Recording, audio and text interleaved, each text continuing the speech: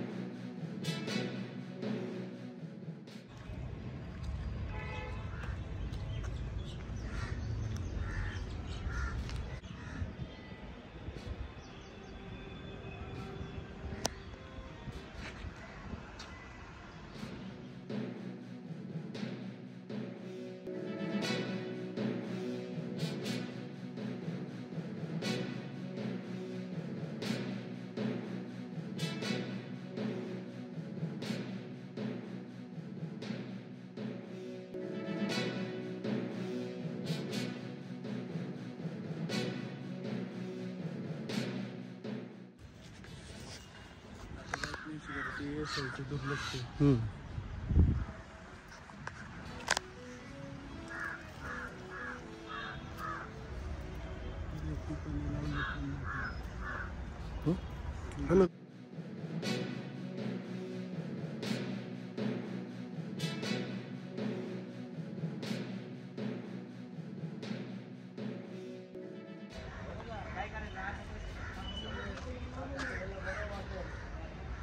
दिलावर खा म्हणजे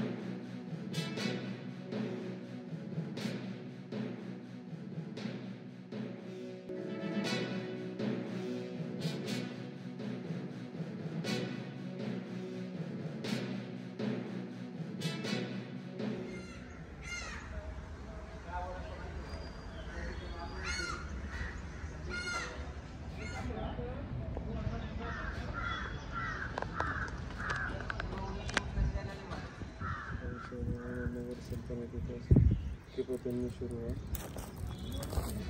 त्या त्यांची कोणतीच कलाकृती ना दुसऱ्या कलाकृतीला मॅच नाही, तिचं विचाराचोरीच होते.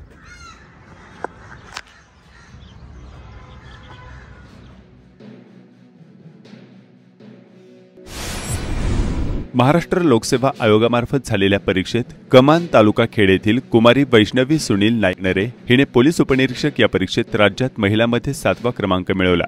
वैष्णवीचा ग्रामपंचायत कमान आणि विविध कार्यकारी सोसायटीतर्फे सत्कार करण्यात आला. सलग 3ऱ्या वर्षी पुस्तक मैत्री बुक गॅलरीमध्ये पुस्तकांची गुढी उभारण्यात आली.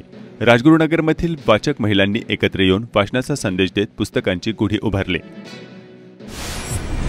राजगुरुनगर मेडिकल प्रॅक्टिशनर असोसिएशनच्या अध्यक्षपदी डॉक्टर प्रमिला बांबळे, उपाध्यक्षपदी डॉक्टर रेणुका ठोंबरे तर सचिवपदी डॉक्टर शीतल पवार यांची बिनविरोध निवड झाली.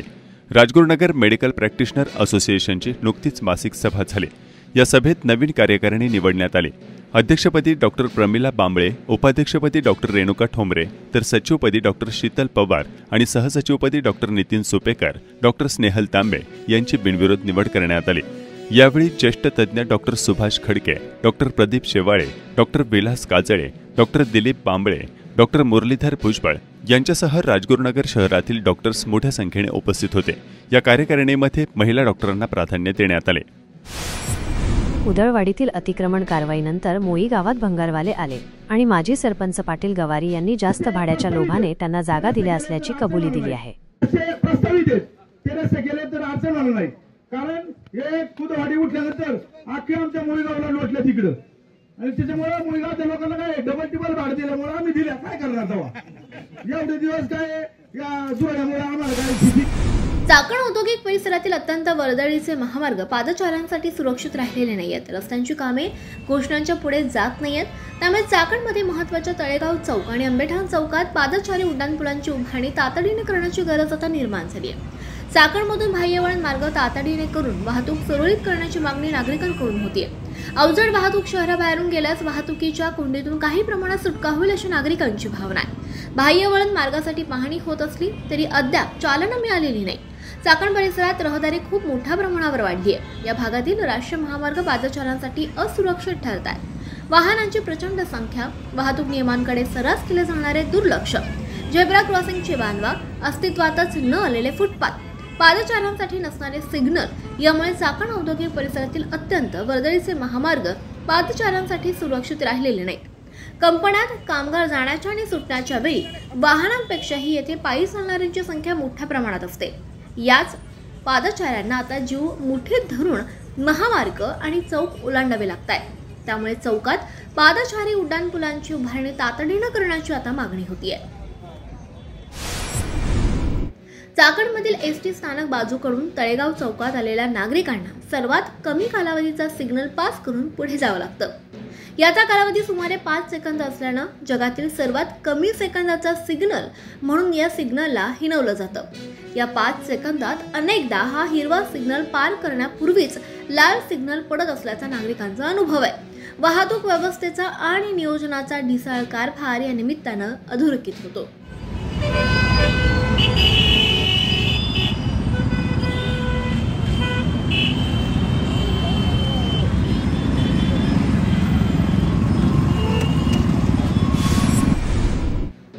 खेड तालुक्यात रविवारी 30 मार्च रोजी सर्वत्र ढगाळ हवामान होतं. दिवसभर ढगाळ हवामानामुळे अवकाळी पावसाची शक्यता निर्माण झाली होती. अचानक बदललेल्या वातावरणामुळे शेतकरी चांगलेच धास्तावले होते. दरम्यान ढगाळ हवामानामुळे उकाडा प्रचंड वाढल्याचा अनुभव नागरिकांनी घेतला. रात्री उशिरापर्यंत हा उकाडा जाणवत होता. राजगुरुनगर नगर परिषद हद्दीत एसटी स्टँड लगत टोरेन्स गॅस कंपनीनं पंप सुरू केलाय. याच गॅस कंपनीकडे राजगुरुनगर नगर परिषद हद्दीमध्ये गॅस सिलेंडरपेक्षा स्वस्त दरात घरोघरी गॅस कनेक्शन देण्याचं कंत्राट आणि जबाबदारी आहे. मात्र प्रत्यक्षात सदर काम कधी सुरू होणार असा सवाल नागरिक विचारतायत. खेड तालुक्यातील भीमा नदीपात्रात जलपर्णी वनस्पती मोठ्या प्रमाणावर वाढल्यात. यामुळे नदीपात्रातील पाणी दूषित झालं असून जलचर प्राण्यांचा श्वास गुदमरतोय. अनेक प्रजातीचे मासे आणि जलचर प्राणी नष्ट होण्याच्या मार्गावर आहेत. जलपर्णीमुळे ठिकठिकाणच्या पाणी योजना, पाळीव प्राणी आणि शेती पिकांच्या पाण्यावर विपरीत परिणाम होतोय. नदीपात्रातील या दूषित पाण्याचा मोठा फटका नदीकाठच्या गावांनाही बसतोय. नदीवरून आजूबाजूंच्या गावांना पिण्याच्या पाण्याच्या योजना आहेत. मात्र आता नदीचे पाणी पूर्णपणे दूषित झाल्यानं स्थानिकांना पाण्यासाठी बोर आणि विहिरीचे पाणी वापरावं लागतंय. काही गावांना तर पाणी विकत घ्यावं लागतंय. सोमवारी 31 मार्च 2025 रोजी सर्वत्र रमजान ईद उत्साहात साजरी केली जाणार आहे. चाकणमध्ये मुस्लिम आणि हिंदू समाज बांधवांसाठी शिरकुर्मा आणि भेटीगाठी अशा कार्यक्रमांचं आयोजन करण्यात आलंय. त्यांना माझ्यातर्फे रमजान ईदच्या हार्दिक शुभेच्छा. आज भारतामध्ये आपल्या चंद्रदर्शन झाल्यामुळे तर उद्या रमजान ईद पक्की झाली आहे. त्यामुळे उद्या रमजान ईदचा कार्यक्रम आहे आणि चाकणमध्ये पहिली नमाज 8 वाजता होईल. त्याच्यानंतर समस्त मुस्लिम समाजातर्फे आणि खिदमत फाउंडेशनतर्फे सर्व धर्मीय लोकांसाठी इथं शिरकुर्मेचा कार्यक्रम ठेवला आहे. तरी माझी सर्वांना विनंती आहे की आपण या कार्यक्रमास येऊन या कार्यक्रमाची शोभा वाढवावी. धन्यवाद. मोई तालुका खेड येथील जलजीवन मिशन योजना अंतर्गत पाणी शुद्धीकरण प्लांट, पाण्याच्या 2 टाक्या, घरोघरी नळ योजना कामांचा उद्घाटन समारंभ आमदार बाबाजी काळे यांच्या हस्ते करण्यात आला. खेडमधील मोई हे पहिलं असं गाव आहे ज्या गावानं जलजीवन मिशन अंतर्गत फिल्टरेशन प्लांट, पाण्याची टाकी बांधण्यासाठी स्वखर्चानं जागा विकत घेतली आहे. आमदार काळे यांच्या हस्ते उद्घाटन करण्यात आलं. यावेळी सरपंच, उपसरपंच, सदस्य, ग्रामस्थ मोठ्या संख्येने उपस्थित होते. गेल्या 4-5 महिन्यापासून विधानसभेमध्ये कोणता आमदार पहिल्यांदा झाल्यानंतर एवढे प्रश्न मांडलेले नाहीये. म्हणून आमदार साहेबांचं टाळ्या जगात स्वागत करायचे. दाणे दाणे पे लिखा है खाने वाले का नाम, लक्षात घ्या. म्हणून या ठिकाणी सांगतो आमदार साहेब खऱ्या अर्थाने ना या आमच्या ग्रामदेवत तुम्हाला मी सकाळीच आपला फोन झाला पाण्याच्या, तुम्ही आम्हाला शुभेच्छा मंदिरामध्ये पांडुरंगाच्या असताना त्या ठिकाणी तुम्हाला म्हणलं आलेल्या मंदिरामध्ये जाऊन या, तुम्हाला निश्चितच जागृती अवस्था नाही. आणि त्या स्थळामध्ये या ठिकाणी योजना होत आहे. पहिले आमदार झाले नारायण पवार 4 टर्मला, नंतर झाले 3 टर्मला. तुमचा 2 टर्म तर फिक्स आहे, लक्षात ठेवा. काय म्हणून सांगतो तुम्हाला आमदार साहेब, आपण खेळीमेळीच्या वातावरणात आहेत. सांगायचा किस्सा जीवनशेठ, आपण सभापती असताना असंच नाही का शेजारी बसले, असंच आमदार साहेब सरपंच होते त्या गावचे. आणि त्यावेळेस विनंती करायची की आम्हाला शिक्षक द्या, हे द्या, ग्रामसेवक चांगला द्या. म्हणजे पहिल्यापासूनच त्यांना कामाची आवड आलं का. पण सरपंचाचे ते डायरेक्ट आमदार साहेब झाले. लक्षात ठेवा का, कामाची चळवळ आणि सांप्रदायिक वारसा. कसं योगायोगाने नेमका पांडुरंगाच्या त्यांना भेट देण्यात आली, विठ्ठल रुक्माईची मूर्ती. जास्त काय बोलण्याला वेळ झाले. पण आमदार साहेब खरं सांगतो, लोकांच्या जनतेतला आमदार म्हणून तुम्ही आता लोक 90% लोक म्हणलं तरी चालतील, 10% थोडी विरोध पाहिजे ना तुम्हाला थोडाफार काय. म्हणून 90% लोक खुश आहे तुमच्या कामावरती. आणि तुम्ही आता आमदार झालात, काय कुठला पक्ष वगैरे काय तरी नाही, एखाद्या पक्षातून होत असतो. जसं मुख्यमंत्री जरी भाजपचा असेल आपला, तरी ते आज राज्याचे मुख्यमंत्री आहे. तसं या ठिकाणी तुम्ही, मी पाहिलं आता प्रत्येक कार्यक्रमाला फोन झाला तरी बाकी पक्षातील लोक सुद्धा तुमच्याकडे आले तरी तुम्ही त्यांचं काम आवर्जून करता. ही तालुक्यातील तळागाळातली चर्चा तुमच्या कानावर आली पाहिजे. म्हणून या ठिकाणी सांगतो साहेब, तुम्हाला शुभेच्छा तुमच्या कामाबद्दल. अतिशय चांगलं काम करताय. आणि आमच्या मुळगावचा विशेष करून प्रश्न आहे ना, आपण पाण्याचा असेल, रस्ते असेल, आता ह्या पीएमआरडीचे अनेक आम्ही हे दिलेले साहेब प्रस्ताव. परंतु लोकप्रतिनिधी म्हणून तुम्हाला विनंती करतो, पीएमआरडीच्या साहेबांना बोला आणि आपण हे पीएमआरडीला सांगून आम्ही लई ग्रामपंचायत बॉडीनी ज्यांनी सगळ्यांनी गेले, परंतु अर्ज दिलाय यांनी, दादानी, किरणी, आमचे सगळे जीवनशेठ, सगळ्या मंडळींनी त्याचा पाठपुरावा आपण करावा. निश्चितच आमचं गाव 100% तुमच्या मागे आहे. अल्लाच्या आम्ही आमच्या गावामध्ये ना उघडतो सूर्याला नमस्कार करायला मस्त आहे, लक्षात ठेवा. म्हणजे त्यामुळे काय टेन्शन घ्यायचं नाही. तुम्हाला माहिती आपण आता आमदार आहे म्हणून बोलत नाही, आपण मित्रत्वाचे नाते जीवनशेठ. आम्ही तुम्हीच आपण आले होते एकदा, बाबा शेठ आले होते, सरपंच आले तरी कार्यक्षम होते. सभापती म्हणून आम्ही शिक्षक घ्या, हे एकदम शिक्षण अधिकारी सगळं पाडले. आणि मला आम्हाला शिक्षक घेत नाही सभापतीला म्हणले. मग आम्ही म्हणलं मॅडम ऐका, विशेष लक्ष ठेवा अशी नम्र विनंती. परत एकदा उपस्थित सर्वांच्या वतीनं तुम्हाला शुभेच्छा देऊन या ठिकाणी सांगतो. धन्यवाद. आपल्या गावाला कायमस्वरूपी पाणी पुरवठा असावा, स्वच्छ पाणी पुरवठा असावा म्हणून केंद्रानं गेले 5 वर्षापूर्वी सुरू केलेल्या जलजीवन मिशन योजनेच्या माध्यमातून आपलं गाव आराखड्यामध्ये आणण्यासाठी आपण सर्वांनी प्रयत्न केले. आणि त्यानुसार एवढ्या मोठ्या प्रमाणामध्ये अंदाजपत्रक तयार होऊन ही योजना आपल्या कॉन्ट्रॅक्टरांच्या माध्यमातून या ठिकाणी पूर्णत्वाकडे गेलेली आहे.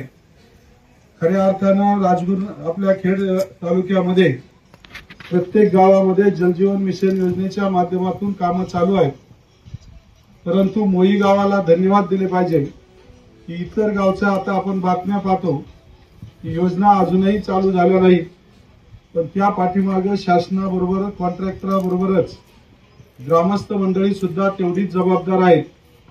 तुम्ही सर्वांनी प्रामाणिकपणे प्रयत्न करून या ठिकाणी जागा दिली आणि त्याबरोबर जे जे दानशूर मंडळी आहेत त्यांचा सन्मान आपण या ठिकाणी केला। आळंदीमध्ये माऊलींच्या संजीवन समाधीवर गणेश अवतार चंदन उटीतून श्रींचे वैभवी रूप साकारण्यात आलं। आळंदीमध्ये दर्शनास भाविकांची मंदिरात मोठी गर्दी झाली होती। गुढीपाडव्याचा सण उत्साहात सर्वत्र साजरा करताना पोलीस मात्र जनतेच्या रक्षणासाठी कर्तव्यावर हजर असतात। त्यामुळे पोलिसांच्या कार्यालयाच्या आवारात काय चालतं हे खुद्द पोलिसांना सुद्धा समजणं कठीण होतं। राजगुरुनगर येथील तहसीलदार कार्यालयाच्या परिसरातील खेड उपविभागीय पोलीस अधिकाऱ्यांच्या कार्यालयाच्या समोरच तळीराम मंडळी बिनधास्त जागा मिळेल तिथे झिंग उतरवण्यासाठी झोप काढत असल्याचं चित्र पाहायला मिळतंय। रस्ते वाहतूक व महामार्ग मंत्री नितीन गडकरी यांच्या मान्यतेमुळे राज्य शासनाने नुकतीच 8 रोपवे प्रकल्पांना मंजुरी दिली आहे। त्यामध्ये पुणे जिल्ह्यातील खेड तालुक्यातील भीमाशंकर आणि निमगाव खंडोबा या तीर्थक्षेत्रांचा समावेश करण्यात आला आहे। याचबद्दल केंद्रीय मंत्री नितीन गडकरी यांचा सत्कार करण्यात आल्याचं सामाजिक कार्यकर्ते अशोक टावरे यांनी सांगितले। खेड तालुक्यातील वेताळे येथील सिद्धेश्वर महाराजांच्या यात्रा उत्सवाच्या निमित्तानं बैलगाडा शर्यतीसह शनिवार दिनांक 29 मार्च रोजी झालेल्या कुस्त्यांच्या आखाड्यामध्ये पुणे जिल्ह्यातील पिंपरी चिंचवड, भोसरी या परिसरातील नामवंत मल्लांनी कुस्तीचा आखाडा चांगलाच गाजवला।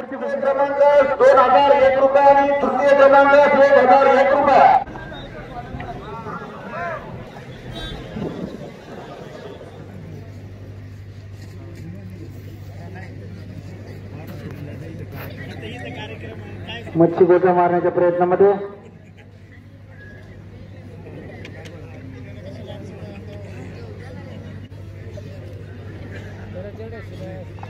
एकेरी कट आणि पंचांचा निर्णय हात घालून बघा।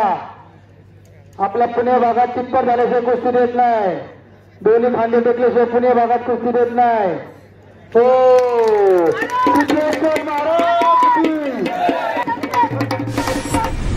खेड तालुक्यातील ग्रामीण भागातील शिवे येथील रामगीर बाबा देवाची यात्रा उत्साहात साजरी झाली। यावर्षी यात्रा कमिटीने नवीन बैलगाडा घाटाचे काम केल्याने बैलगाडा मालकांचा चांगला प्रतिसाद मिळाला।